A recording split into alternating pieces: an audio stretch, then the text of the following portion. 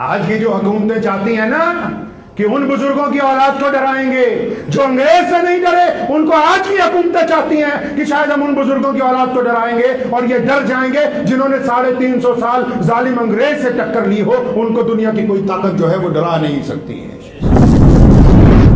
अल्लाहु अकबर। कानून को नाफिज करने के लिए 26 जनवरी की तारीख क्यों मुतय्यन की गई? और जो लोग ये समझते हैं कि सिर्फ कानून नाफिज करने के लिए 26 जनवरी का दिन रखा गया था, तो उनको कुछ गलत फहमी है। मुल्क की जंग आज़ादी के दौरान पहली मर्तबा जब मुल्क को अंग्रेज से मुकम्मल आज़ाद करवाने के लिए करारदाद मंजूर की गई तो वो 26 जनवरी थी। इसलिए 26 जनवरी के दिन को यौम जमहूरियत के तौर पर रखा गया है। यानी कि 26 जनवरी का दिन भी हमारे मुल्क के लिए जिन लोगों ने कुर्बानियां दी हैं, मुल्क को अंग्रेज से आज़ाद करवाने के लिए जो एक तवील लड़ाई लड़ी गई, उसकी अलामतों में से एक अलामत है। इतनी आसानी से ये दिन नहीं आ गया।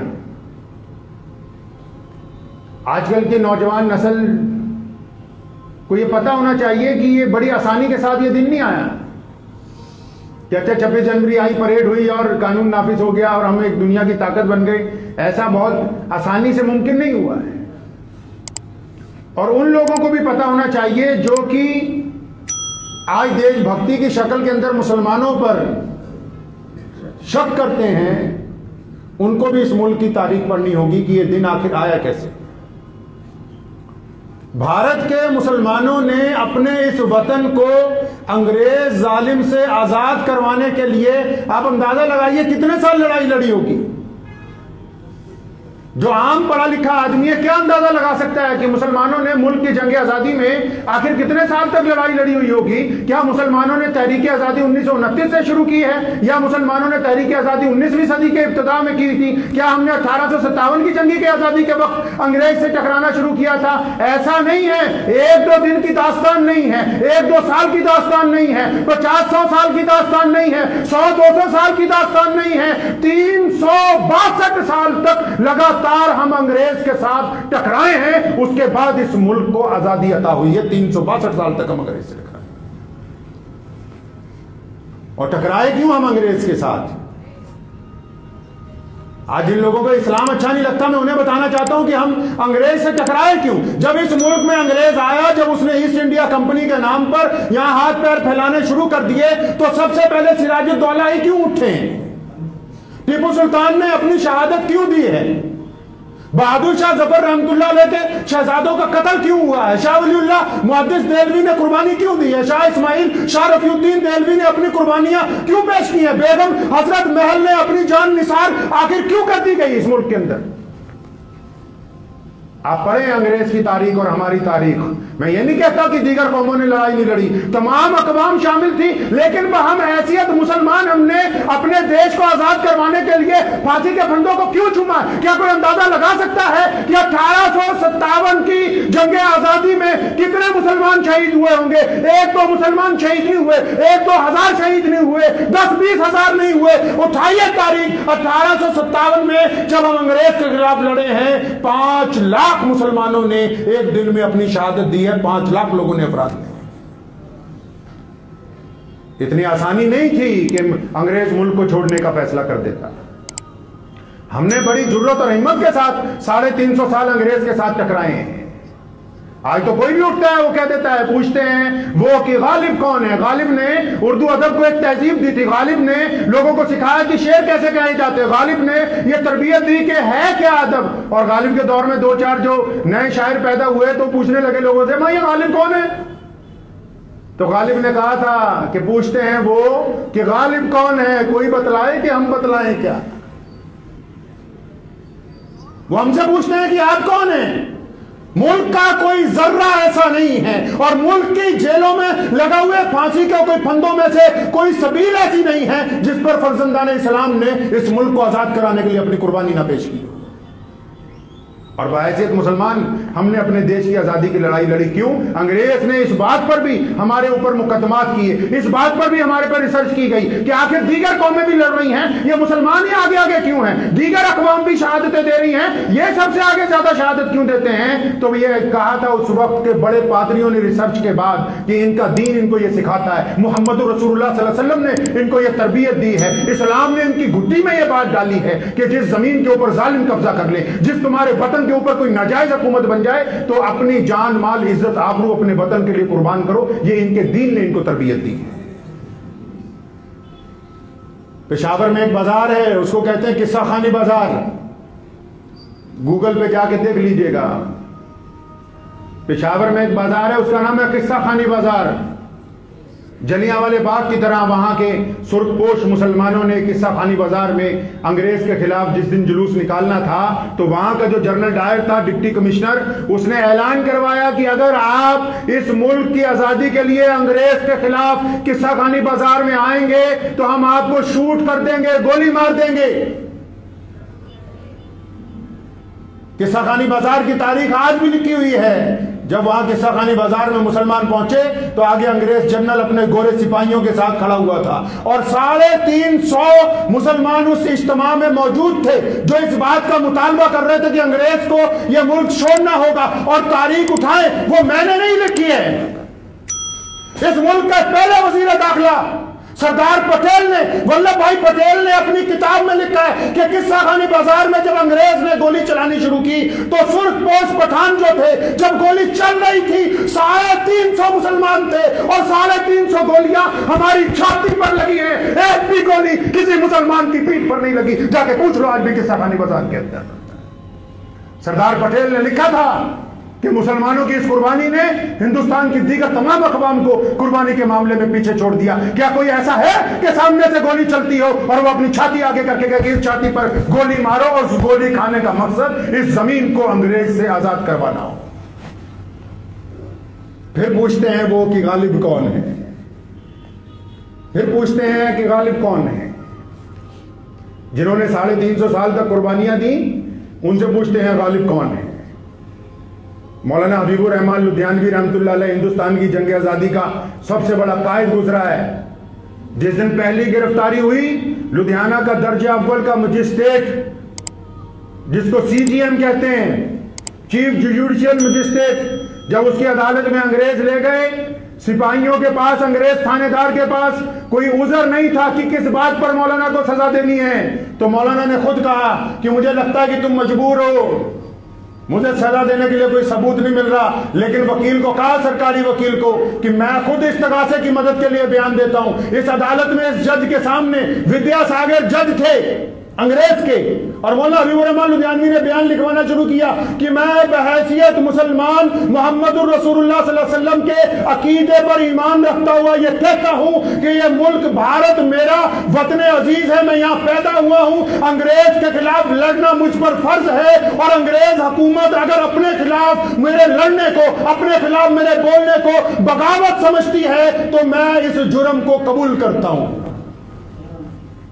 कहता है कोई अदालत में जाके कि मुझे सजा दे दो, उठाओ, आज भी कागज मौजूद है अदालत में, आज भी वो फाइलें महफूज हैं। अदालत में जज ने 2 साल सजा करने के बाद जब उतर गया कुर्सी से तो मौलाना हबीबुर रहमान लुधियानवी को एक बात कही विद्यासागर ने कि मौलाना साहब, मैं आपको सजा नहीं देना चाहता था, लेकिन डिप्टी कमिश्नर कुलटन बहादुर ने हुक्म दिया था कि सजा देनी है। तो क्या बात कही मौलाना हबीबुर रहमान लुधियानवी ने? फरमाया, जज साहब, आज इस अदालत में मुझे आजादी और गुलामी का फलसफा समझ आ गया। तुम जज की कुर्सी पर बैठकर अंग्रेज के गुलाम हो, मैं कटहरे में खड़ा होकर भी आजाद हूं। यह फलसफा समझ आ गया हमको। आज की जो हुकूमतें चाहती हैं ना कि उन बुजुर्गों की औलाद को डराएंगे जो अंग्रेज से नहीं डरे, उनको आज की हुकूमतें चाहती हैं कि शायद हम उन बुजुर्गों की औलाद को डराएंगे और ये डर जाएंगे जिन्होंने 350 साल जालिम अंग्रेज से टक्कर ली हो, उनको दुनिया की कोई ताकत जो है वो डरा नहीं सकती है। हम बहैसियत मुसलमान कल भी अपने मुल्क के लिए थे और आज भी अपने मुल्क के लिए मौजूद हैं। मैं तो बात उनकी कर रहा हूं जिन्होंने लगातार बेइंतहा कुर्बानियां दी हैं। ये 26 जनवरी का दिन तभी तक यहां तक पहुंचा है। आप उठाए ना वीर सावरकर की किताब, जिनको आरएसएस वाले कहते हैं कि हमारे सबसे बड़े लीडर हैं, वीर सावरकर की किताब जंग आजादी 1857 उठा ले, मुसलमानों की कुर्बानियों के जिक्र से भरी पड़ी।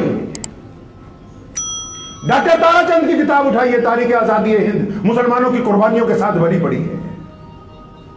हम खुद अपनी जुबान से नहीं कहते, दुश्मन ने एतराज किया। इंग्लैंड की पार्लियामेंट में बकायदा मजलिस इस्लाम हिंद के खिलाफ बकायदा एक रेजोल्यूशन लेकर आए, बकायदा उलमा लुधियाना के खिलाफ एक रेजोल्यूशन पार्लियामेंट में इंग्लैंड में पास हुआ कि ये लोग बहुत ज्यादा तेजी के साथ हिंदुस्तान में अंग्रेजों के खिलाफ लड़ रहे हैं, हम इनकी मुजम्मत करते हैं, इनके खिलाफ सख्त कार्रवाई होनी चाहिए। उस वक्त जब रेजोल्यूशन पास हुआ तो बहुत सारे लोगों ने कहा, देखो जी अंग्रेजों की पार्लियामेंट में रेजोल्यूशन पास हुआ है, हमारी पूरी दुनिया में बेइज्जती हो जाएगी।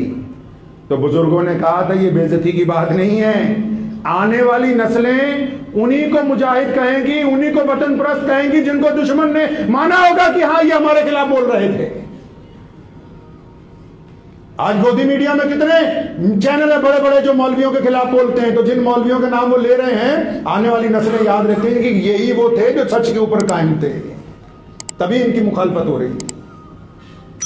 ये 26 जनवरी का दिन जो हम तक पहुंचा है, इसमें करोड़ों लोगों की कुर्बानियां शामिल हैं। भाई एक वक्त में 3000 मुसलमानों को काले पानी की सजा हुई है 1857 की जंग आजादी में। और जंग आजादी का आगाज कब किया?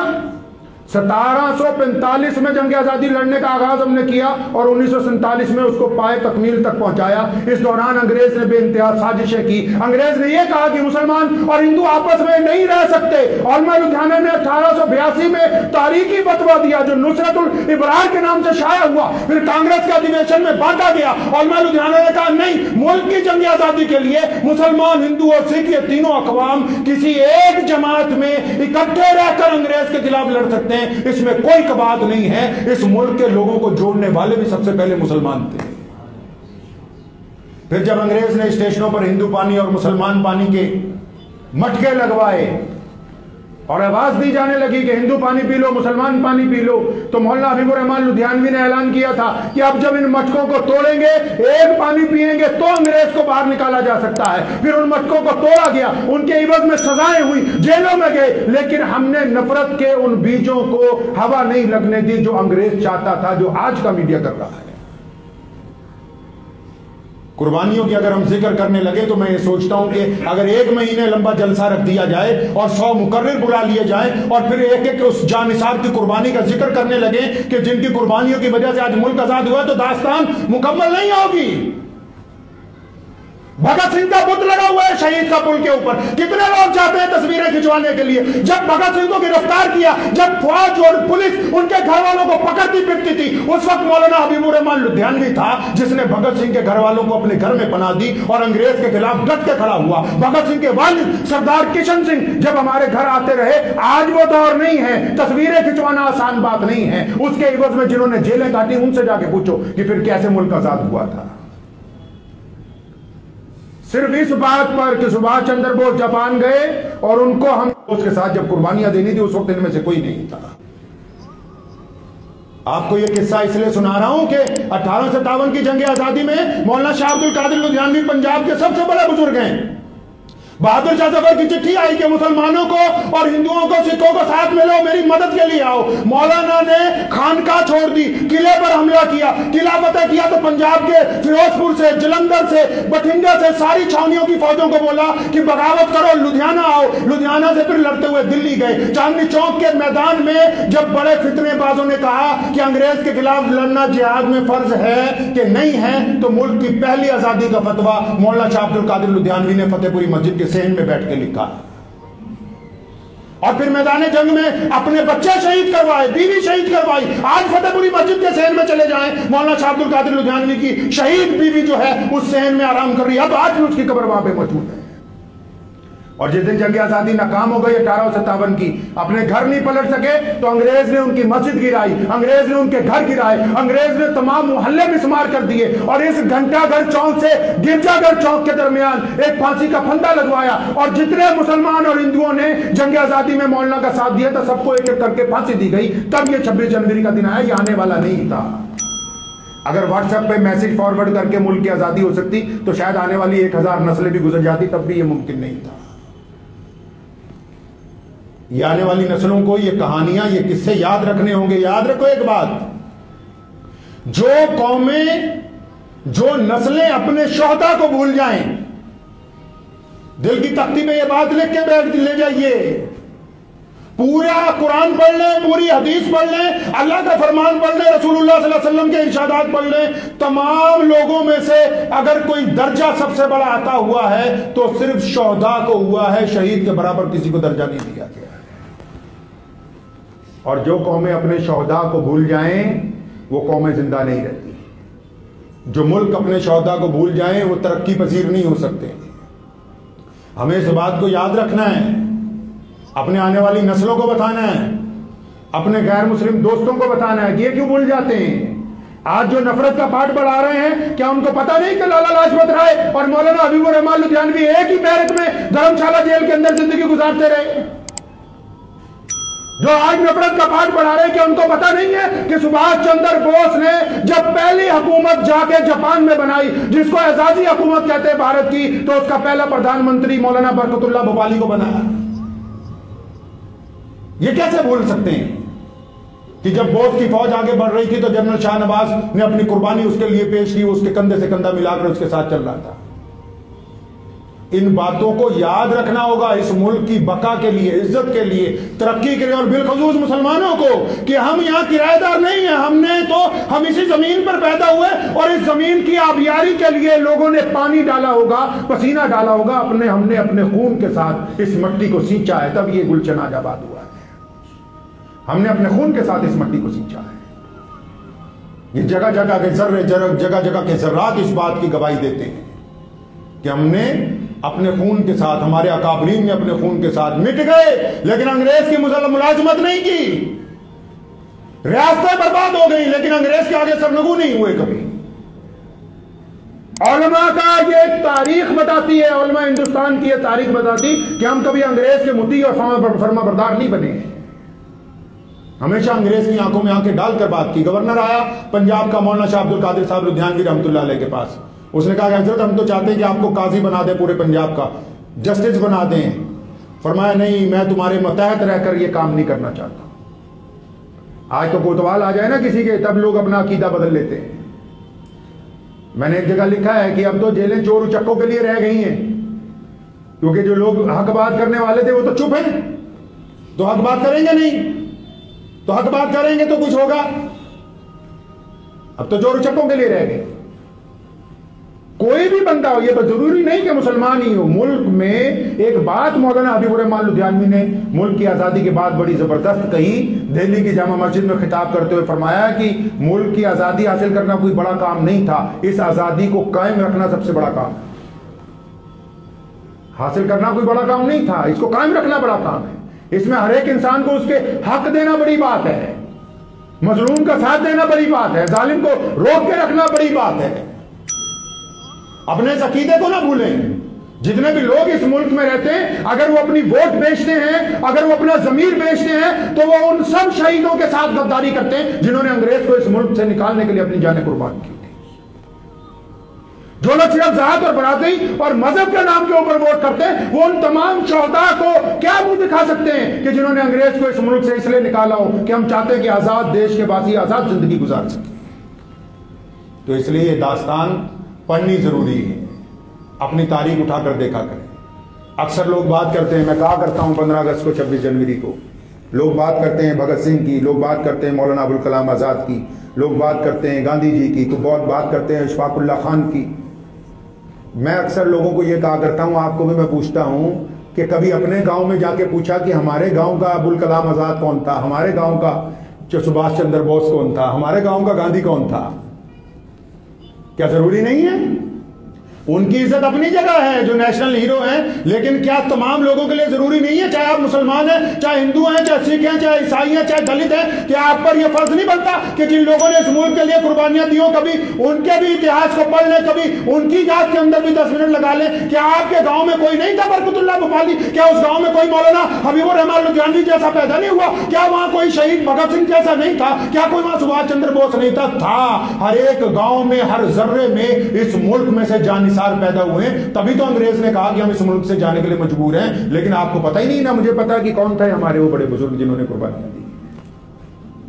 इसलिए तलाश करें अपने गांव में, अपने मोहल्ले में कि हमारा कौन है, इस मिट्टी में कौन था जिसने मुल्क के लिए कुर्बानी दी। और जितने लोग कुर्बानी देने वाले हैं ना, उनको फिरका परस्ती की ऐनक उतार कर देखा करें। जिन्होंने देश को आजाद करवाने के लिए कुर्बानियां दी हैं, उनको फिरका परस्ती की ऐनक उतार के देखेंगे तो आपको वो नजर आएंगे। अगर आप उस ऐनक को लगा के देखेंगे तो आपको इस मुल्क के लिए कुर्बानियां करने वाले लोग नजर नहीं आएंगे। अंग्रेज ने एक बड़ा खूबसूरत काम किया। देखो, 350 साल हम पर राज किया है। 350 साल में मुसलमानों को, हिंदुओं को, सिखों को, दलितों को पढ़ने नहीं दिया। 350 साल तक हमें नौकरियों में नहीं लिया।